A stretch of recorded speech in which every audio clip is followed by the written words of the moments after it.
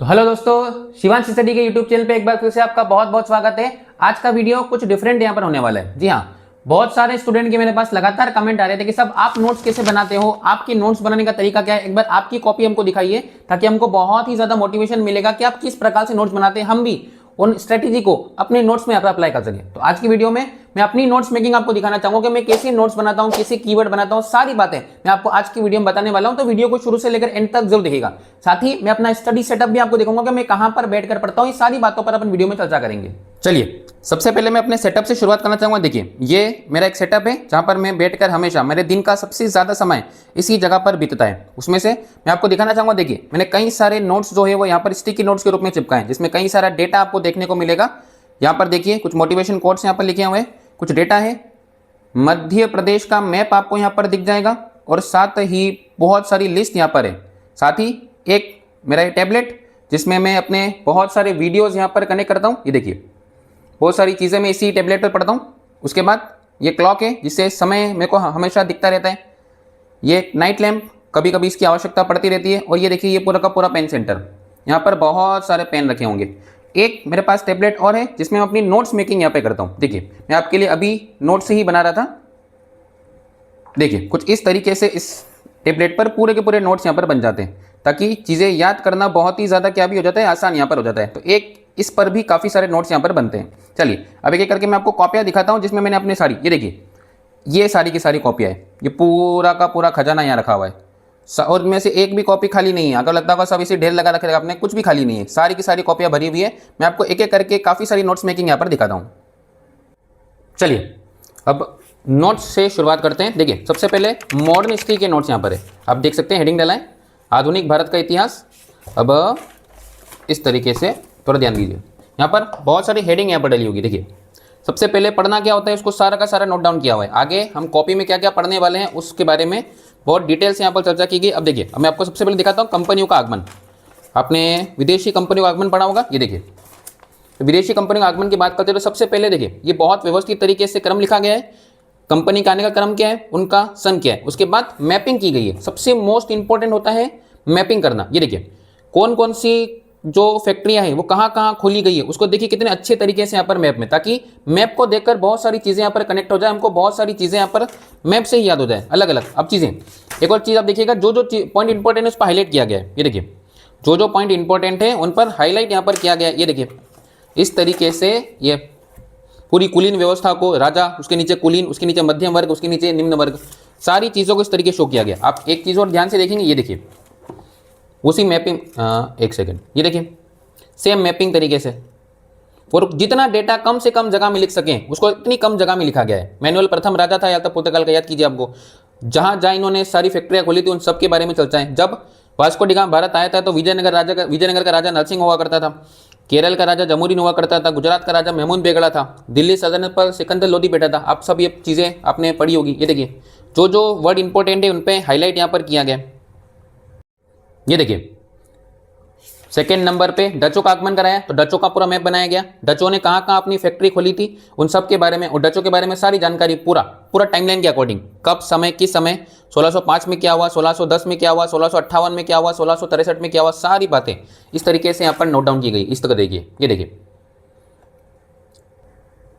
उसके बाद British east India company का आगमन होता है। ये देखिए, ऊपर मेन हेडिंग डाली है, जो पॉइंट इंपॉर्टेंट है कंपनी के संस्थापक उसके ऊपर हाईलाइट किया हुआ है। यहाँ पर सबसे स्टार्टिंग मैप बना हुआ है। ये देखिए, कब कब कंपनियों ने कहाँ कहाँ अपने फैक्ट्री खोली थी उस सब के बारे में जानकारी। तो यहीं पढ़ने से सारी बात याद हो जाएगी। उसके बाद इन्हीं चीज़ों को अंदर डिटेल लिखा गया है। ये देखिए, अगर आप आगे देखेंगे तो ये देखिए, अलग अलग कंपनी में कौन कौन कब कब आया।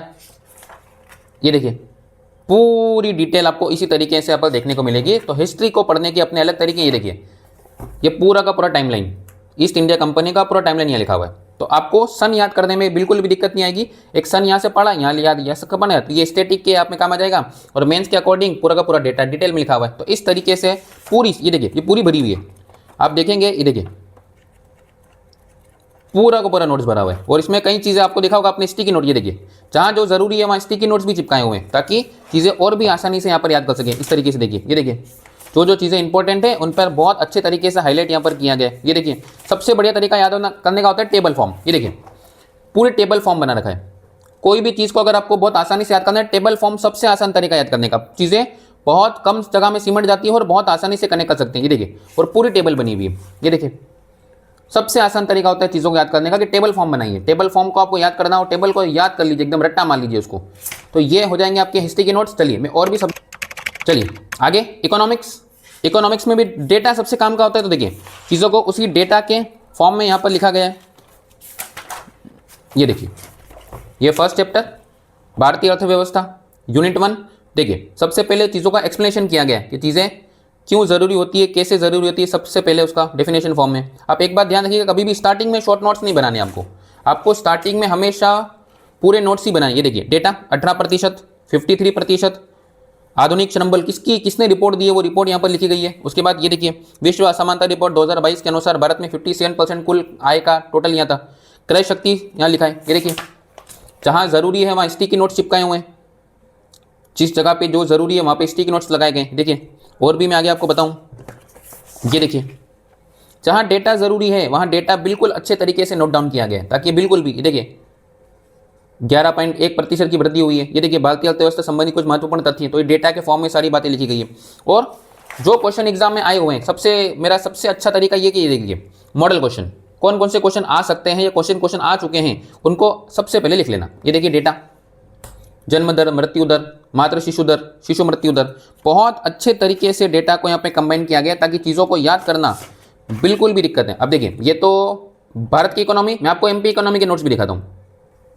देखिए, ये हो जाएगी मध्य प्रदेश की इकोनॉमी। अब मध्य प्रदेश इकोनॉमी में फसल पैटर्न पूरा का पूरा। अब सबसे पहले इस टॉपिक में हम क्या क्या पढ़ेंगे, ये देखिए विशेषता सारी की सारी।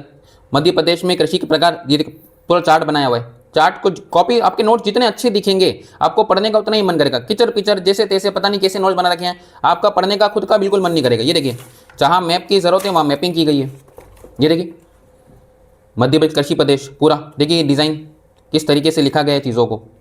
आगे देखिए, ये देखिए मैपिंग की गई है और अलग अलग पेन्स का प्रयोग किया गया है। जितने अलग अलग पेन का प्रयोग करेंगे आपके नोट्स उतने अच्छे दिखेंगे, और आपके नोट्स जितने अच्छे दिखेंगे आप खुद उसको पढ़ने के लिए आपका मन करेगा। ये देखिए टेबल फॉर्म, पूरा टेबल फॉर्म में लिखा गया है, सारा का सारा टेबल फॉर्म है। ये देखिए मैपिंग, ये देखिए लिखने का तरीका, पूरा डिज़ाइन बनाकर चीज़ों को अच्छे बिल्कुल शॉर्ट फॉर्म में कीवर्ड में चीज़ों को लिखा गया है। ये देखिए मैपिंग, पूरे में नोट्स पूरे में इसी तरीके से लिखा गया है। बिल्कुल डिटेल ज़्यादा लिखने की ज़रूरत नहीं होती है, कम लिखिए लेकिन अच्छा लिखिए। ये देखिए उसके सर्वाधिक, न्यूनतम, अगेन टेबल फॉर्म, टेबल के अंदर डेटा, सारी चीज़ें इसी फॉर्मेट में। ये देखिए योजनाएं, जितनी भी योजना चलाई जा रही है, मध्य प्रदेश जैविक कृषि, उसके बाद प्रमुख फसल, जो जो फसलों की आवश्यकता पड़ती है, देखिए सारे के सारे इसी फॉर्मेट में लेंगे। बिल्कुल देखिए, यहाँ मैपिंग की आवश्यकता है तो ये मैप बनाया गया, यहाँ पे पूरी के पूरे नोट्स इसी तरीके से देखने को मिलेंगे। ये देखिए लिखने का कितना अच्छा तरीका है।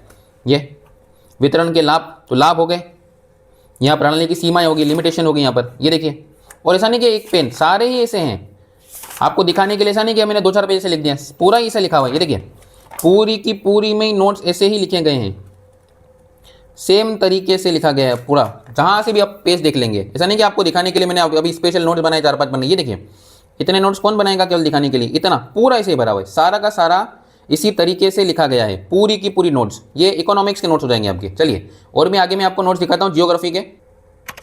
ये देखिए ये हो गए जियोग्राफी के नोट्स, स्टार्टिंग में हेडिंग डाली हुई ताकि पता चले कि नोट्स किस चीज़ के हैं। अब जैसे टर्न आउट करेंगे, देखिए पूरा का पूरा सिलेबस लिखा हुआ है।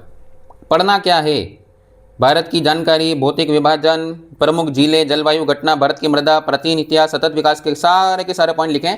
तो कम एटलीस्ट सिलेबस हमको पता होनी चाहिए। सबसे अच्छा तरीका होता है कॉपी के फ्रंट पेज पे लिखने का, कि हमको क्या पढ़ना है, जिस चीज़ पर पढ़ना है वो चीज़ हमको सबसे पहले यहाँ पे लिखी होनी चाहिए। ये देखिए ये उसका बेसिक, अब ये देखिए इस तरीके से पूरा मैपिंग बनाकर, जियोग्राफी में सबसे इंपॉर्टेंट होती है मैपिंग। ये देखिए जहाँ मैपिंग की आवश्यकता है वहाँ मैप बनाने। ये देखिए ये सुंदरबन का डेल्टा बनाएंगे, आधा भाग मध्य भारत में, आधा भाग बांग्लादेश में। जहाँ मैप की जरूरत है, देखिए नदियों के जो शॉर्ट तरीके बनाएंगे। ये देखिए शेमू ग्लेशियर से नदी निकलती है, ब्रह्मपुत्र जाकर मिल जाती है।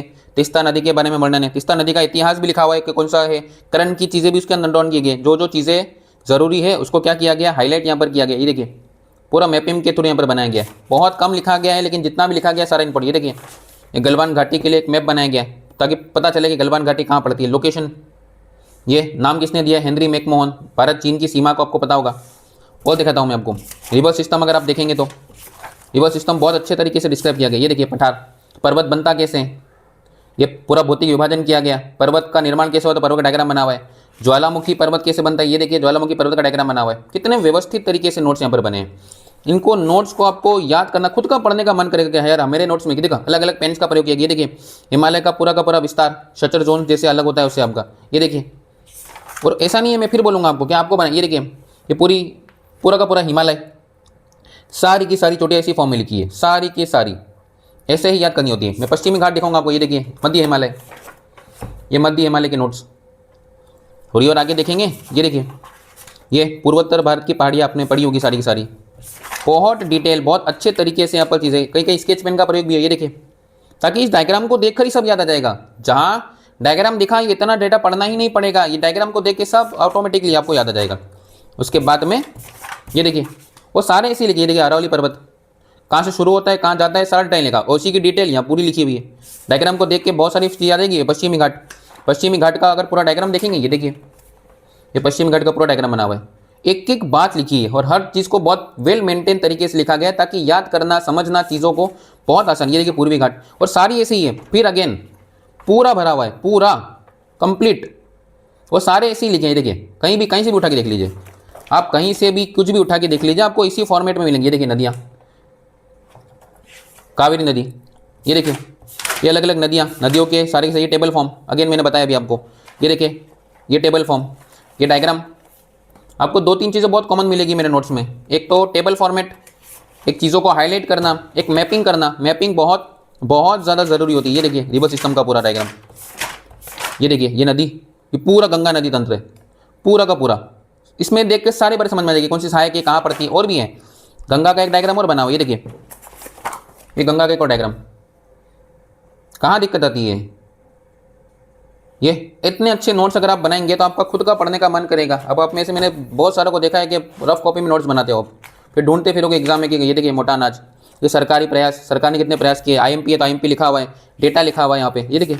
और जरूरी नहीं है सारे ही, और ये एक नोट्स नहीं है, ये देखिए जियोग्राफी का एक सिंगल नोट्स भी है, जियोग्राफी 2 लिखा हुआ है। 2 मतलब ये एक तो भरी है 300 पन्ने की, उसके बाद जियोग्राफी 2 ये भी पूरी भरी है, ये देखिए टोटल आगे से पीछे तक पूरी भरी है, ये देखिए। और सेम तरीका, बिल्कुल सेम तरीका, ये देखिए कहीं से भी उठा के देख लीजिए। ये टेबल फॉर्मेट देखो, ये वही पाई चार्ट लिखने का तरीका, वही डेटा, जहाँ डेटा लिखा है वहाँ डेटा, ये देखिए ये प्रमुख आंकड़े सब इसी फॉर्मेट में लिखा है।